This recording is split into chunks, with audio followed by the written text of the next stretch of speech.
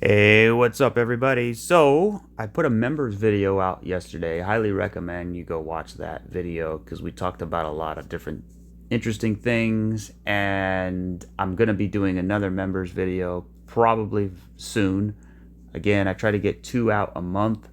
I actually got 3 out if you counted part 1, part 2, and then yesterday's video. So go check that out if you want to. But today we're just going to scout around a couple of charts and see if we can make sense of what we see. And we're going to start with Algorand here. And because it looks like a lot of other charts in a certain way. So basically what we have, let's just start with the quick ideas here for Algorand. So basically we have our impulse, right? And then you can see we have 1, 2, 3, 4, 5 down. That could be your A.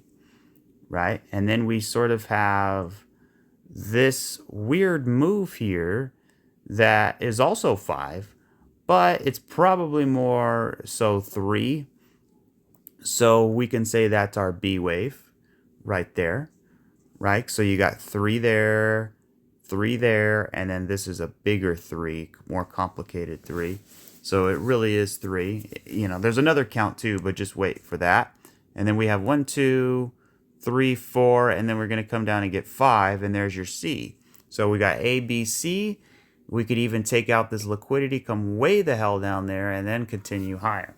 Hopefully that's not the count, because then you're gotten some pretty bloody days ahead. The other bullish idea, or the other idea I should say, is we have basically this impulse right here. We got a pullback, so there's your 1, there's your 2, right? And then now this is a diagonal. 1, 2, 3, 4, 5. It's a diag, right? If you don't know what a diagonal is, just go to Google, type in Elliott wave diagonal, right? And it'll tell you all about it. So basically they're overlapping waves, right? Pretty much. To an extent, right? So we also have, okay, so that would be 5, right? So that's your wave 1. And then we need a 3-way pullback. There's your 3-way pullback. There's a 2. So we have this big 1 and a 2 on the higher degree. And then this is wave 1 of 3. That is wave 2 of 3. And now we're about to, this is a little diag here. 1, 2, 3, 4, 5. Little ABC pullback, consolidate a little bit, go sideways, then go up for a third of the third. And there you go. So those are the 2 ideas. Is there any other ideas? Well, we'll hold off for now. But let's look at, if you look at it from this perspective, I don't really like Wyckoff ranges that slant to the upside, but I guess it works. I prefer a more horizontal, or actually leaning down like what we had with THETA, or sideways what we had with XRP. But yeah, so if we look at this here, and let me see if I could get a little bit closer here. So we have 3 up. We have 3 up. Right? We slam the low, we slam the low, we hit the high, we hit the high, and then we kind of curl around, sort of like a cupping curl here. Same thing here. We're sort of in the middle of it, so we want to build a little bit of a base. Like I said in yesterday's video, you know, we kind of want to do something like that, and then start to curl back to the upside, right? And then play around a little bit, like right there, and then take off. So that's pretty much falls under the same count as that last one we looked at, which is a diagonal, right? So those are the ideas for Algorand. Yeah, it looks pretty good. Let's see how it plays out. Again, the worst case scenario here is that this is some kind of bear flag, right? And it could be. The problem that I have with this is that this is 5. I don't like 5 waves off the top. I like 3 because it could be a 1, 2. This could be a wave 1. This could be a wave 2. So 1, 2, and now we're about to go 1, 2, and we're about to die pretty much. We're about to go down. So this is going to be a 1, 2, 3, 4, 5, and we're going to come all the way back down here and back test this area. Then we got to go back up in 3, and then we got to come back down in 5, and then curl around. Probably, you know, this would fall under the category of a mid-cycle correction, which would be very premature. See, we want the price to go much higher and then get a mid-cycle correction. We don't want a mid-cycle correction way the hell down there, because then it takes away from that final move, because we're at a much lower point. But basically what you have here is you have a three-way, you have this big move down, and then you have 3 waves up, which is not good, which could continue more down. But I don't think that's the case. I don't think so.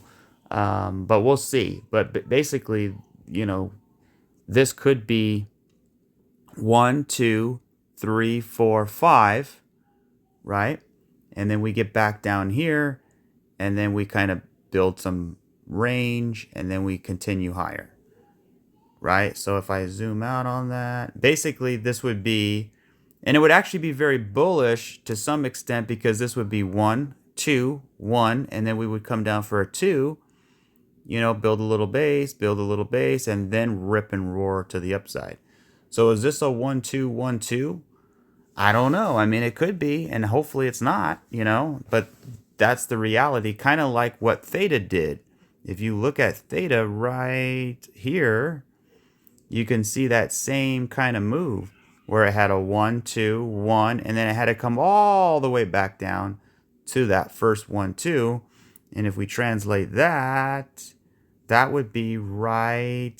Actually, it's actually in the same spot, you know, because that second 1, 2 is right around here. So it'd be A, B, C down to here, and then 1, 2, 1, 2, then go. So, you know, that's kind of the thing, right? So the best way to know that is if we break this low here. So other than that, we're just ranging, we're consolidating.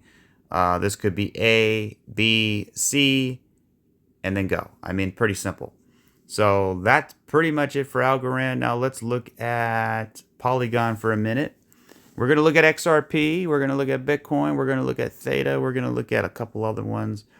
But essentially, for Polygon, you got a different Wyckoff schematic. It's a little bit different, right? It's more of the schematic 1. The other one we were looking at was schematic 2.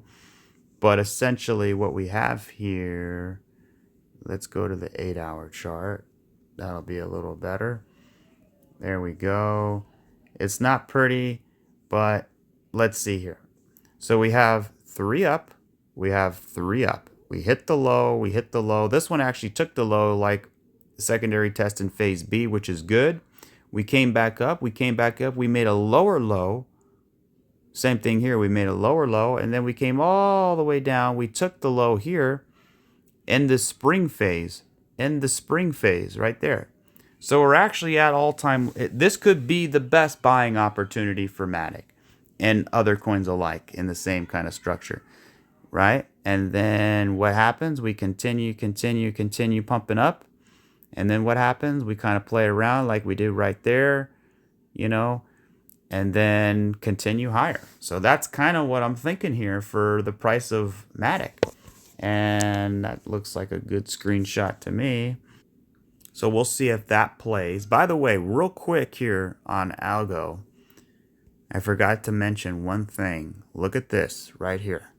So if we look closely on the small time frames, we have this 3-way pullback, right? So, but what is going on right here? What's happening in the current environment? Well, this could be a diagonal here. So we have 1, 2, 3, 4, 5, right? Just like that. And then we have A, B, C, just like that, right? So that's a 1, that's a 2. And then we sort of continue higher. So that's kind of what I want to see in the short term, right? So we're dumping right now, which is okay, because you know you got this little wedge in here. Usually a rising wedge will break to the downside, and then it'll hopefully continue higher. But let's keep moving to Polygon, back to Polygon. Okay, so now this could be our spring phase. And if I tone it up to the the 3 hours. Yeah, we do have bullish divergence here. That's what you would expect.